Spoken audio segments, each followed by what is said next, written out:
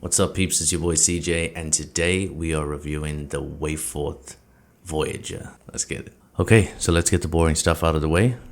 We have a case material of stainless steel, pretty standard. Case size of 41 millimeters. Case thickness of 11.25 millimeters. Lug to lug of 48. Lug width of 20. Nice. Water resistance to 100 meters. We have a domed sapphire crystal with inner AR. The movement is your stock standard Seiko VK64 Mecha Quartz. And then this all comes at a price of $375 at the retail price. But then right now they're having a sale, dropping it down to $325. All right, so how does it wear? Well, let's get straight to it. Perfect. The 48 millimeter lug to lug is going to be awesome for most, while the short but curved lugs really hug the wrist nicely.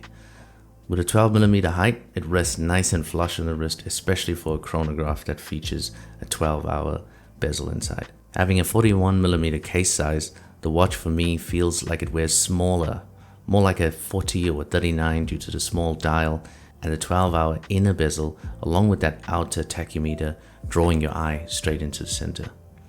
Overall, it wears like a dream and feels great on wrist. Okay, features. Let's talk about the dial. Traditional chronograph watch with some visual interest is the go here. The dial is very legible with small but chunky applied chamfered edges and indices. Pencil style hands with sloped polished sides, catching light just right. Recessed subdials at 3 and 9 with the concentric circles inside. Slanted numerals, which I like a lot. Recessed date again at the 6 with minimal text on the dial showcasing the Wayforth name above and the Voyager chronograph below the pinion. All on a dial that's raised from the edge and not only has a minute track but also seconds. Now the unusual part, a 12-hour bidirectional rotating bezel for tracking a second time zone and a fixed tachymeter on the end. Combine all this and the dial makes for a delight to the eyes with elements of raised and recessed portions, which is always fun to stare at. The case is a mix of soft polish and some fine brushing along the lugs and sides of the case, while the side of the bezel has this matte looking brush and hard polish, which makes for a nice contrast back to the fine brushing of the mid case. I like that quite a lot. Bold and big sign crown with decent knurling and a proportioned crown for the inner rotating bezel located at the 10 o'clock. Basic but tactile pushers and a screw down case back with the Wayforth details inside, a flat, matte, almost bead blasted finish inner portion, which the outer edge showcases the specs. Lastly, the strap.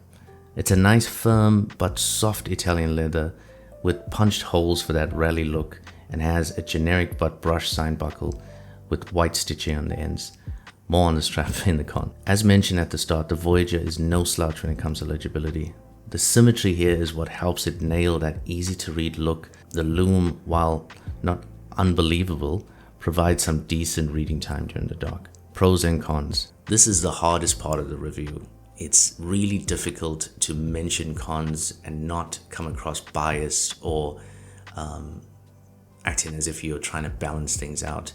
When a watch doesn't have anything that's objectively bad, it's hard to find something fair and right to mention that isn't going to sound like I'm overly nitpicking. So, get ready for the cons. So the strap. Now, the strap is great, feels comfortable, material's awesome, clearly a more premium strap that you would get for cheaper prices. But there is a big mistake here, and that is with the quick release. It seems like they didn't pay too much attention, because not only do my models that were provided, which were loans by the way, have this problem of the bolt actually being recessed into the leather. It's either the leather's too thick or the bolt is too small, but regardless, this makes the whole function of quick release redundant, because now you have to use a tool to get it out, which is a big miss, I think. Next is the crown. Now, there's nothing typically wrong with a crown, but because it's kind of basic looking, in my opinion, it's big, it's bold, which is great, which is stuff I love. Everybody who knows me knows I love a big crown. The knurling's awesome, but it almost feels like the crowns were an afterthought after designing the watch. They had the sketches maybe done in terms of how it looks, but then when choosing the crown for the watch, it's almost like the crown lacks any character. And this is both the 12-hour inner rotating bezel crown as well as the main crown. Lastly, it's a 12-hour bezel. Now, this is not technically bad. There's nothing wrong with it. It functions well. But I think a lot of people would find this to be a novelty. And I don't blame them because, in all honesty, I hardly ever used it. Okay, that's it for all the cons. Now let's talk the pros, and there's quite a bit here. This watch does almost everything very good. Not great, not exceptional, but very good. It's all about depth with this watch.